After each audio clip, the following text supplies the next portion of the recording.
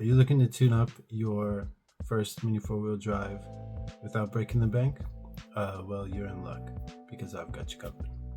So in this video, I'm going to show you how a little bit goes a long way with this very simple and cheap tune-up guide. So subscribe if you want to see more builds and all other things for the Tamiya mini four-wheel drive cars. Okay, so we've all been there. You buy your first car and you build it, take it to the track. You're excited and you're having a great time, and someone else puts theirs on. It just starts zipping around and you're sitting there like, what? Why? And then you start looking at it, and this is when, at least for me, I saw this is like the gotcha moment. Now you want your $10 car to be the one that's crushing the competition, but the other ones look like spacecrafts, like alien made things. But there are some simple things that you can do, some easy and cheap tune-ups where you won't be flying off the track, but you will see significant gains in performance and of course speed. So here are the parts that I recommend for a basic tune-up. It's really easy. So for the car we're going to do today is this one, the Bergkaiser. It's a pretty nice car, but this was out of all the box stock ones, this one was probably the slowest. They all come with these motors with the white ends to them.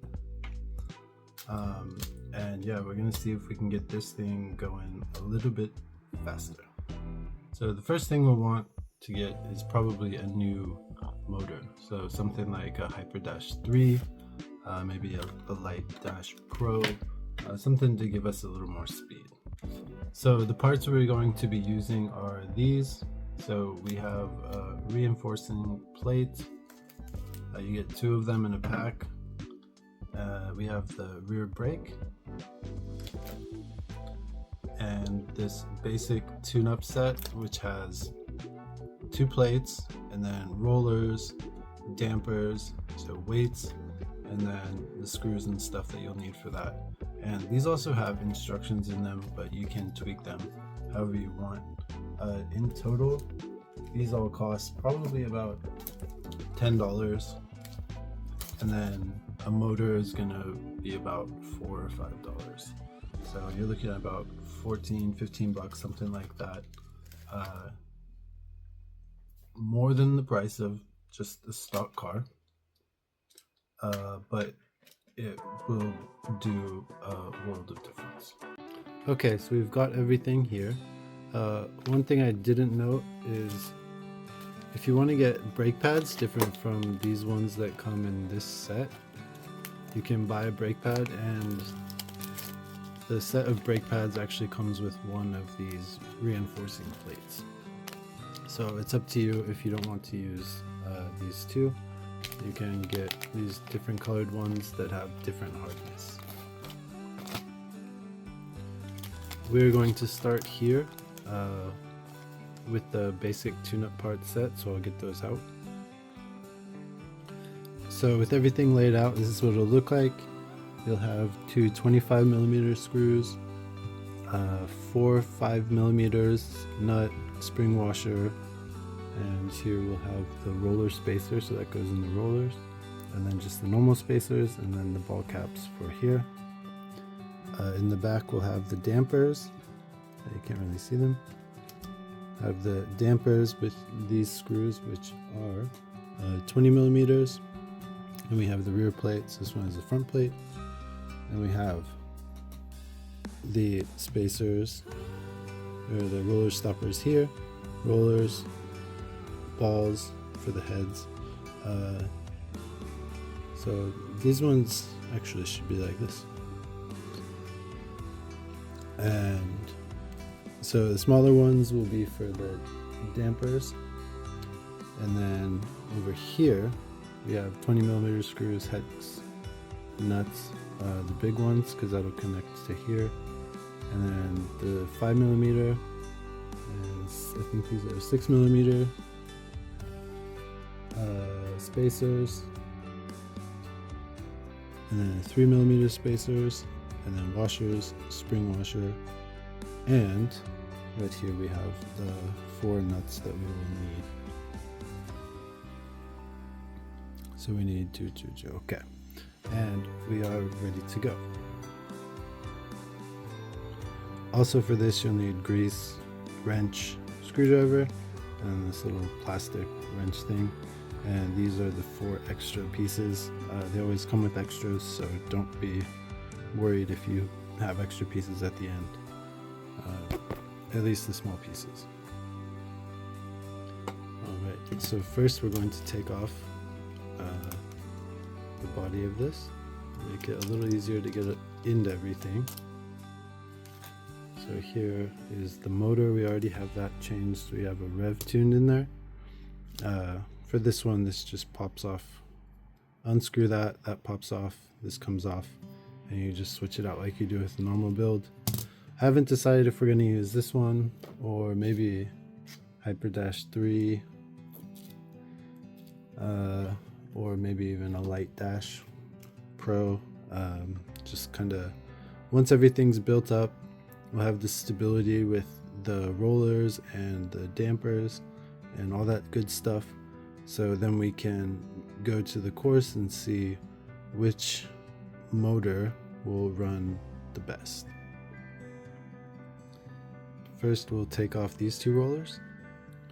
Now we'll put on the front plate.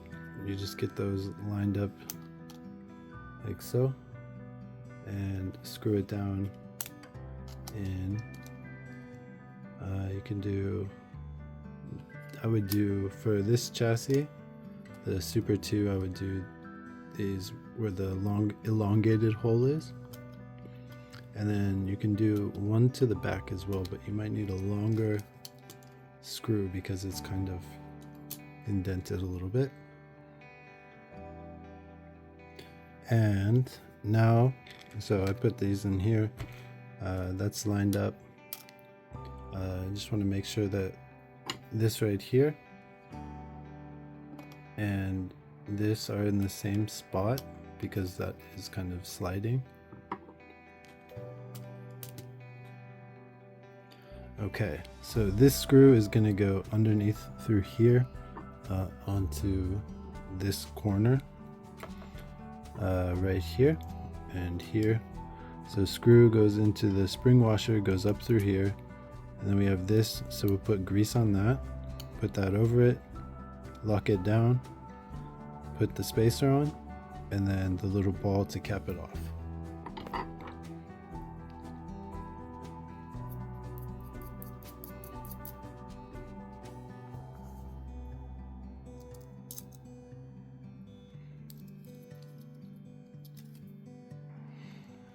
Alright, there we go. It should look like that. Just make sure they're spinning freely. So for this chassis, we're going to put this plate on the back here. So we're going to have to take off this and screw that one down in that one's place. So now that is in place, we can start putting together all of the roller stuff. Okay, so here we have the back. We have here, this is the bottom part. We got a 20mm screw, washer, roller, and then the roller stopper, spacer, nut. Then we have a hex nut, spacer, the roller stopper, roller, washer, and then screw. So these are going to go from top.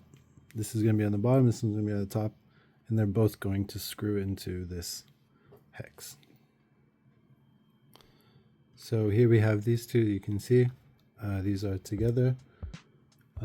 These are going to go on this inside part here, and then that one goes on top and you just screw them down. You can start it with your hands, and then at the end you're going to want to use a wrench and screwdriver.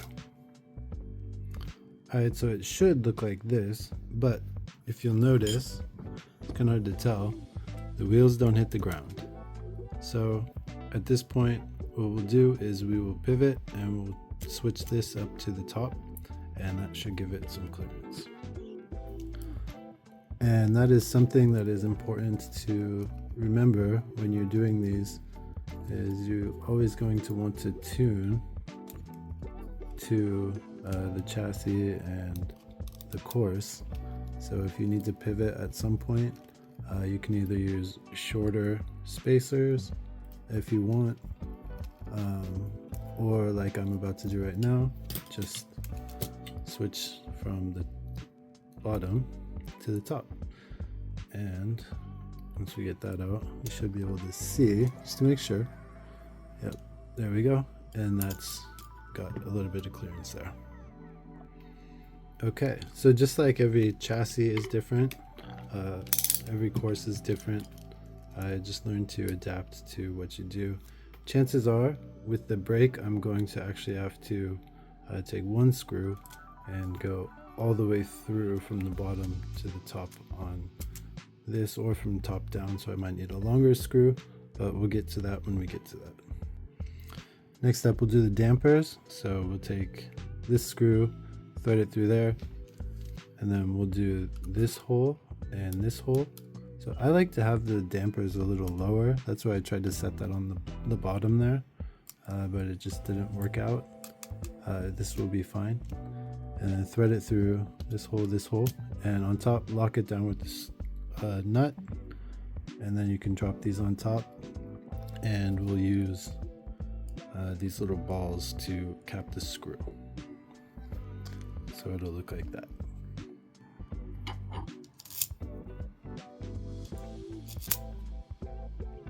So I guess I should show what this little rubber piece is for. You just stick a ball in there and it works just kind of like a wrench. Like that. And that's what the backside looks like. So we got the dampers and rollers set up. Now let's move on.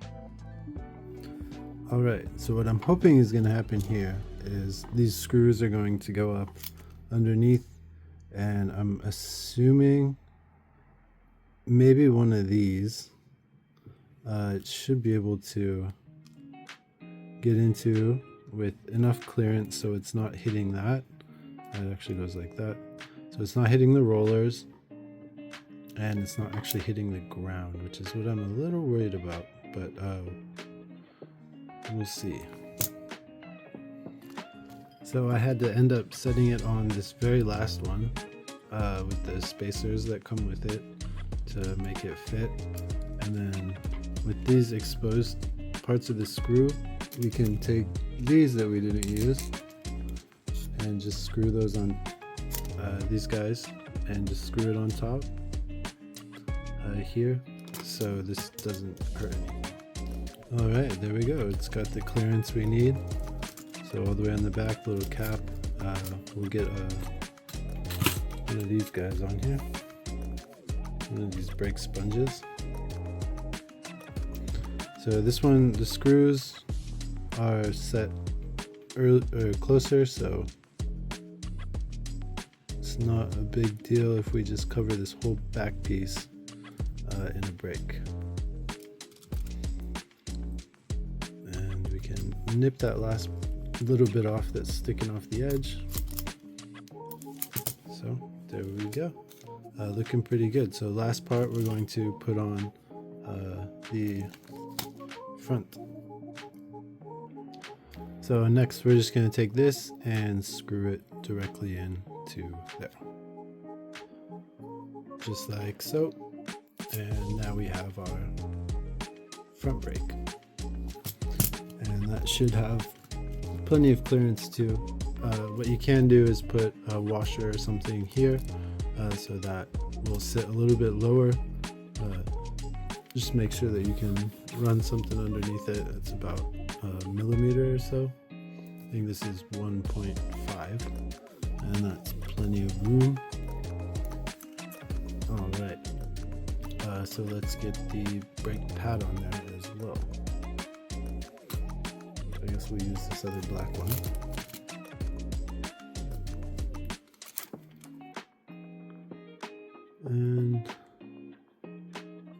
throw that on between the screws. It will be a little bit longer.